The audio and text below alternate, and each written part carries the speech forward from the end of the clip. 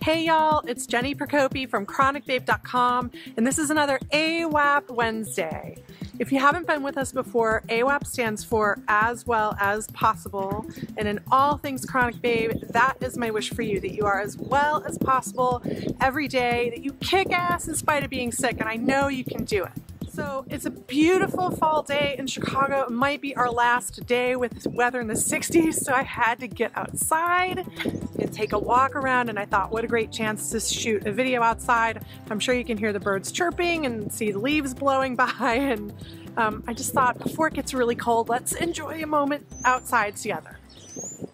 So today I want to talk about something that a reader wrote to me about that I think a lot of us face.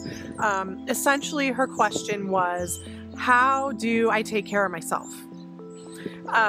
She has a bunch of chronic illnesses that really limit her mobility and give her a lot of fatigue. And in her email, she was saying, I know I should at least give myself a sponge bath, if not like a full bath every single day. And yet I just can't bring myself to do it.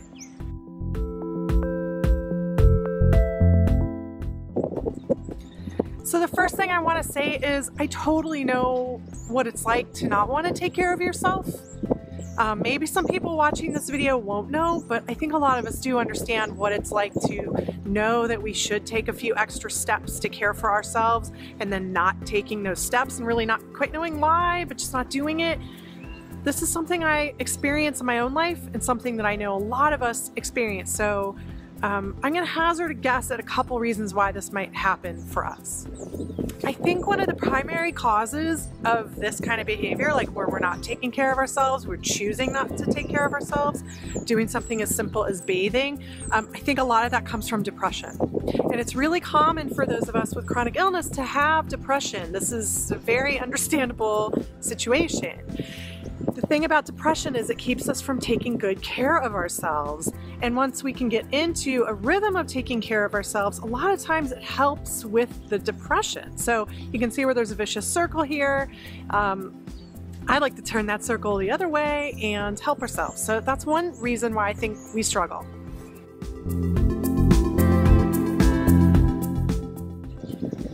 Another thing that keeps a lot of people, especially women with chronic illness, from taking these self-care steps is this kind of societal pressure that we have to take care of other people first. So if you're a mom, maybe you feel like you have to take care of your kids first. You might feel like you have to take care of your spouse first, or you might have aging parents and you feel like you have to take care of them, and then all your energy is gone and you don't have energy for yourself. And I say that's baloney. We got to take care of ourselves. You can't take care of someone else if you don't take care of yourself first. So that's another thing I think that's happening. There's a third thing that I think happens for a lot of us with chronic illness is we start to feel like so desolate that we're not ever going to feel better, so we decide that it's not even worth it to make small efforts to feel better. So it might seem counterintuitive, but we just get frustrated because we try so hard to feel better all the time, and then when we don't, we feel so crazy that it's like, well, why bother bathing if we're going to feel so bad? And we really shoot ourselves in the foot when we do that. I totally understand it, I really do, but we're really harming ourselves when we make that choice.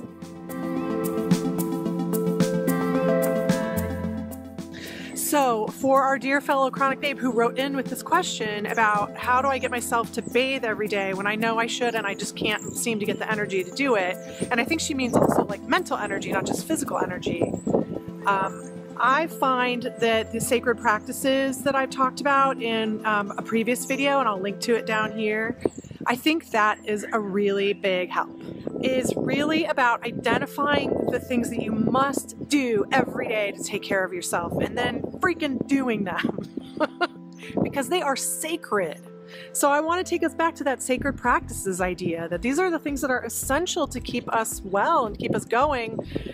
whatever well means for us that day. So like for me today, I did not wash my hair, but I did bathe because it's one of my sacred practices. My sacred practices include meditation, drinking a green smoothie, working out, connecting with friends.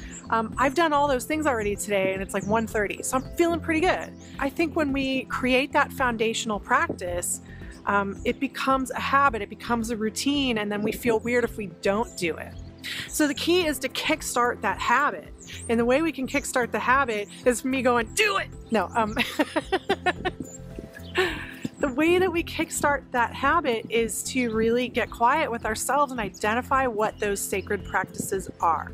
And then create some kind of visual reminder that shows up for you in the places you spend the most time to keep encouraging you. And then I think social accountability is really important. You know, I've been working out every day for the past couple weeks, and every single day I've posted something on Instagram and Twitter and Facebook, and I've gotten so much encouragement from people, and it's been awesome. So I really encourage you, once you set up your sacred practices and decide what you're going to do, to tell somebody, tell your friend, tell your partner, your sister, your mom, tell the internet, whatever. Get a little social accountability, and I think that will help motivate you to take those baby steps toward taking better care of yourself.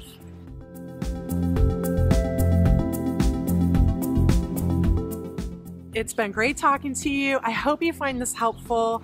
Check out the Sacred Practices video in the AWAP Wednesday playlist. I think you will learn a lot from it, and it really goes to the heart of what we're talking about today. So while I have you here, I just want to mention quickly our Chronic Babe newsletter, which is so awesome. If you sign up for it, it's free. You get a big toolkit on healthy living in spite of illness, and you'll get first notice when I have new things going on, like the book that I'm working on. The second thing is the Chronic Babe Secret Club is rocking and rolling. It's so fun. We have a great group. We're having a really good time. When you join the Secret Club, you get all kinds of consistent support, week to week lessons, PDFs full of exercises, a private stealth Facebook group where you can talk very freely about what you're feeling, what you're experiencing, compare notes on stuff. There's a teleseminar. You get all kinds of goodies. So if you're curious to learn more, go to chronicbabe.com/secret club.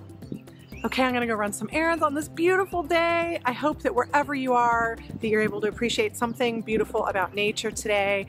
Until we meet again, be AWAP. Mwah. Beep. I think one of the first and primary